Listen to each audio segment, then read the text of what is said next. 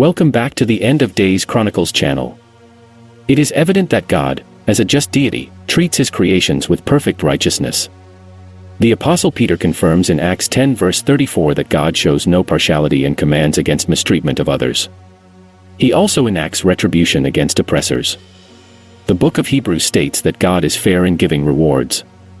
Hebrews 6 verse 10 affirms that God is just and will not forget your work. Given these undeniable facts, what happened with Esau, and why did God allow Jacob to deceive him and take his birthright?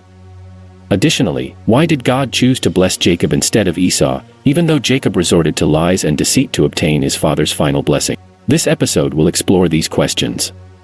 Before we proceed, we encourage you to support our work by subscribing to this channel if you're new here. Liking and sharing this video will also help us achieve our goal of spreading and making the Word of God accessible to all. The story of Jacob and Esau is a complex narrative with theological, moral, and ethical implications. Jacob deceived his father, Isaac, in order to obtain the birthright and blessing that traditionally belonged to the firstborn, Esau, as described in the book of Genesis. Isaac, who was old and visually impaired, wanted to bless his elder son, Esau. Isaac asked Esau to hunt game and prepare a meal for him so that he could bestow the blessing before his death. However, Rebekah, the mother of Jacob and Esau, overheard Isaac's plan and decided to intervene. She favored Jacob and wanted him to receive the blessing instead. Rebekah devised a plan to deceive Isaac. Rebekah instructed Jacob to bring 2 young goats from the flock. She would prepare them as a dish that tasted like the game Esau hunted. She also told Jacob to wear Esau's clothes and put goat skins on his hands and neck to mimic Esau's hairy appearance. Jacob followed his mother's instructions and presented himself to Isaac as if he were Esau. Isaac became suspicious because Jacob's voice sounded like Jacob's, but Jacob assured him that he was Esau. Eventually, Isaac believed Jacob and blessed him, thinking he was blessing Esau. The blessing included nations bowing before Jacob, his descendants spreading across the earth, and Esau serving Jacob in his household. After receiving the blessing, Esau returned from his hunt, prepared a meal for his father, and approached Isaac to receive his own blessing. It was then that Isaac realized he had blessed Jacob instead of Esau. Isaac informed Esau of the situation, and Esau was deeply distressed and angry. Despite the elaborate deception orchestrated by Jacob and his mother, Rebekah, against Esau, God honored Isaac's intentions and blessed Jacob, making him the father of the 12 tribes of Israel.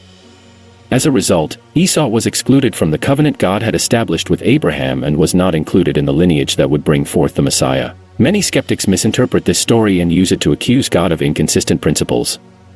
However, their understanding of the Lord's ways is clearly flawed. Let's revisit the book of Genesis to demonstrate that Esau's loss of the birthright occurred long before Jacob and Rebekah deceived Isaac. Esau and Jacob were twins born to Isaac and Rebekah. According to the customs of that time, Esau, being the elder, had certain privileges. These privileges included a double portion of the family's inheritance and assuming a leadership role within the family. On a particular day, when Esau returned from hunting, he was extremely hungry and exhausted. He came across Jacob, who was cooking a stew. Desperate for food, Esau wanted the stew and asked Jacob for some. Recognizing an opportunity in Esau's desperate state, Jacob made a proposition. Jacob said to Esau, "Sell me your birthright today." In his weakened state, Esau, not fully understanding the long-term consequences of his decision, replied, "I am about to die. What good is a birthright to me?" In exchange for the stew, Esau sold his birthright to Jacob. To formalize the agreement, Esau made an oath and exchanged his birthright for a bowl of stew. Through this transaction, Jacob acquired the rights and privileges associated with being the firstborn, including the family's inheritance and the leadership position within the family. One can question Jacob's deceitful tactics, but ultimately, it was Esau's impulsive decision to trade his birthright for a meal of stew that cost him his birthright. Esau's action reveals his short-sightedness and complete disregard for the spiritual and long-term significance of the birthright. The Bible does not defend Jacob's actions. Instead, both the book of Genesis and the book of Hebrews highlight Esau's wrongdoing. Genesis states that Esau despised his birthright, and in Hebrews, this decision is referred to as immoral and godless. Esau was willing to exchange God's promised blessing for something as insignificant and temporary as a bowl of soup. It is clear that Esau was not truly on the verge of starvation, as he claimed. Instead, he exaggerated a passing hunger to justify giving up an eternal impact on the world through the Abrahamic covenant. Furthermore, Esau broke his own oath and shifted the blame for the entire event onto Jacob, instead of taking responsibility for his own actions and disregarding God's plan for a mere bowl of soup. It is important to note that from the very beginning, God had foreseen and desired for Jacob to receive the blessing, not Esau. Even while the twins were in their mother's womb, God prophesied that the older would serve the younger.